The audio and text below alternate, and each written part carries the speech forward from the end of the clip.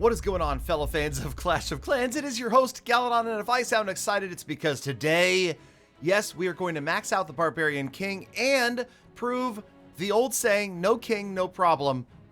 Okay, I realize that's not an old saying, but I just made it up. No king, no problem, because we are going to break all the records today without a Barbarian King. That is right, he is just about to go to level 10. We will get that done amongst other things. And hey, first of all, or maybe not quite first of all, but second of all, hey, I wanted to say thank you guys for all the likes on the last video. You guys did a great job. We broke the previous like number, so thank you for that. And today, how about we just go for, again, an even number of likes? So an even number of likes on this video, and we will see episode 36. All right, I don't know why I'm spinning back and forth across here on the rewards, but we are picking up some stuff because, you know, obviously it's safer if you leave it there than if you collect it and don't use it. So the idea here was, let's go ahead and collect it when it's time.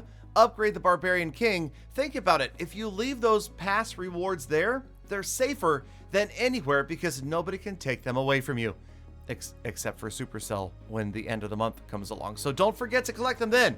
And also don't forget to subscribe to the channel for the earliest and most accurate update information and exciting other interview type videos that you might have seen or heard of. More coming soon. All right, there it was. That was the guard post, and that's it. Okay, back to the home village. We eventually got enough loot to build the guard post, and now we're focused on this. Well, you can see every single builder is active right now, but here we go. You don't need a builder in the laboratory because you've got those mad wizards.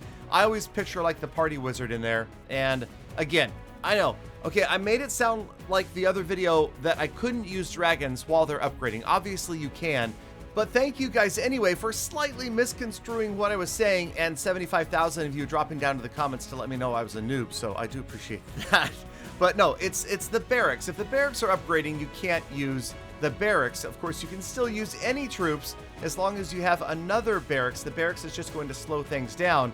And the thought was that I don't know, I just wanted to wait and do some other stuff first. 5 days is a really long time to wait for those dragons when I could upgrade many other things that take a shorter period of time, like the rage spell, things like that. Okay, so let's check out some non-king raids because the king is going to level 10. He is finally getting maxed out here at Town Hall 8, and honestly, even though we do have a ton of upgrades left, it feels like we are flying through Town Hall 8 right now. It really feels like things are going quickly. I've had a lot of other players let me know that they started a no cash Clash account close to around the time I did, and they can't keep up. Now, part of the reason for that is, well, let's just admit, okay?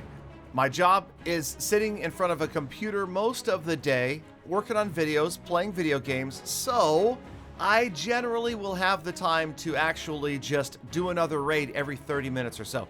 Most people who have a regular 9-to-5 job or whatever style work or school, they're just not going to have the chance to pop on every 30 minutes throughout the day for like 8 hours. So it's not hard for me to get attacks done basically every time an army is finished training. In fact, I wouldn't be surprised if Alexa's timer went off during this video, reminding me because I set the Alexa timer to tell me when my next army of dragons is done. And then we go. And that's all there is to it. Now, of course, you can come watch all of these attacks and fails and the marginal ones and just have fun, talk to me, ask me anything there on Facebook Gaming, fb.gg/realgaladongaming. I stream pretty much every day of the week, so I hope that you stop by. If you've ever wanted a chance to talk to me, I promise you, I talk to everybody in my live streams. All right, back to the village and some upgrades. As you know, we are fast forwarding through the days here. One episode is usually several days worth of attacking and upgrading. So as you see, the builders come free. What I'm trying to do is stagger things. You know, I don't want all of the builders tied up for 24 hours. I want, you know, a builder that comes free in an hour, then one in 8 hours, one in 12, one in 16, one in 24. And that way I constantly am able to upgrade something. And occasionally, when I've got a bunch of gold sitting around and I only have one builder and I don't want him to do something that takes really long, I want to have another builder free really soon, then I might use him to do some walls like you see right here. Get some walls done, and then maybe put him to use somewhere else like on an elixir collector. So the walls, you know, they're slowly but surely coming along. Yes, I realize it looks epic to have maxed out walls, but you know what? It's not nearly as useful as the maxed out defenses would be.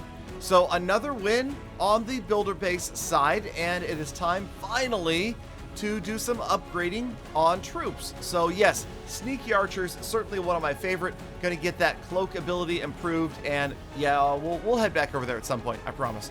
All right, some players were asking me how long it takes for me to find a village. There you go. This village right here, 23 times hitting the next button cost me just over 13,000 gold and about 3 minutes. So I don't know if that's typical, average. For me, I would say this is relatively typical. I would say that I probably next at least that much, or sometimes less, sometimes more, but people seem to think that I was getting insane loot, and I'm just letting you know that I'm not spending like 20 minutes looking for a base. That was 3 minutes, and we found this one, and yes, that was by far the biggest numbers I had ever seen, gold elixir and dark elixir, that I thought that I could take. And you'll notice we are Barch style dragon raiding. We're just ringing the base with dragons. I have no intention or really hope of getting to the core. Luckily for us, almost everything was sitting around on the outside, so I knew that I was going to pick up most of it. I ignored the dark elixir for this raid. I realized, you know, we probably have a better shot going for my gold and elixir record overall than my dark elixir record, although both, of course, were possible. So we did the best we could. We got in there, we got the star, so we didn't lose any trophies, but look at the numbers for gold and elixir. We end up breaking the record without a barbarian king, and we pick up a massive amount of dark elixir as well. So as it wraps up, that is right, over, that's not the record. What am I saying? This is the record. This is the record. Gosh darn it. I did so many raids. See, and this is where they all blend together. I'm like, this is a huge, okay, that was not huge. That was big. This is a massive monstrosity, okay? And again, it looks a lot like the last raid because I'm just going to spam dragons around it Barch style. Notice that from the 9 o'clock to the 3 o'clock side on the top half of the base, that's where all of the resources were sitting in the mines and the pumps. At the bottom, not so much. Obviously, again, dark elixir, there was a lot available, but this was the raid, not the last raid. This was the raid where I was focused on going for my all-time record. Now, I did drop the CC dragon balloon at the bottom just because I figured I could grab some of the dark elixir, and we had already gotten to almost everything. As you saw, over 1 million of each were available gold and elixir from this Town Hall 9, and it almost all comes out of the top. The rest of it, that 150, 200,000 in gold and elixir, that's in the storages. And then sure enough, one of the dragons gets through a gold storage up there. So I'm like, sweet, bonus. And the dragon at the bottom. Okay, so he didn't really exactly do what I'd hoped he would do. He didn't head after the dark elixir drill, but that's okay. He ends up going after another gold storage, and that is going to push us even further into my all-time record for gold and elixir. And don't you worry, we will be right back with the very next raid, breaking my record for dark elixir. So there it is, 1.8 million. And then the Crescent Moon base, or the Millennium Falcon, or that's not a Millennium Falcon, is it? I'm honestly not enough of a Star Wars nerd to be able to, what is that though? Just Crescent Moon. It's not really a Pac-Man. I don't know. Anyway, let me know in the comments if you know what this base is called. But I'm going to call it the Crescent Moon base. And the general idea here was dark elixir. Okay, that was it. That was all we were focused on. Yes, those are ground expos, which was a beautiful sight to see. We've got the 2 drills right here.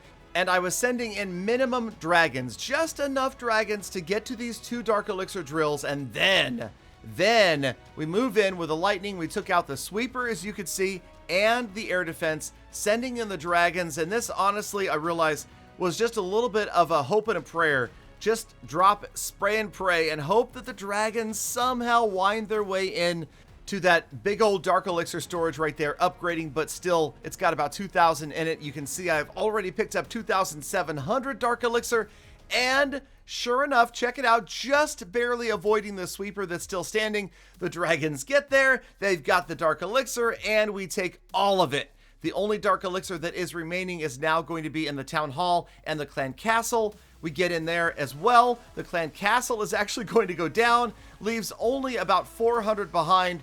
And remember, the Town Hall is all or nothing. A little bit of damage to the Town Hall doesn't get any of the resources out of its storage.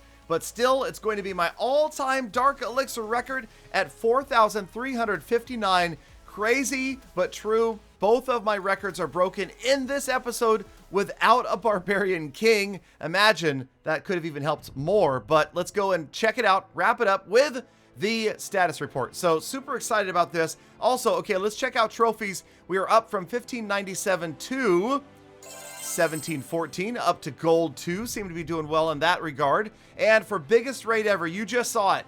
1.81 million golden elixir for most Dark Elixir. You also just saw it. 43.59. And for our next goals, well, it is time to start work on defenses. We've got a maxed out king. Let's focus on those defenses and defend a little bit more of that hard-earned loot. And that is it. We made it all the way to the end of the episode. You were the true Galadon for sticking around. I think about you and appreciate you every single day. So get out there, appreciate the rest of your life, be kind to people, animals, on the planet. I'll see you back here again tomorrow for more Full Attacks.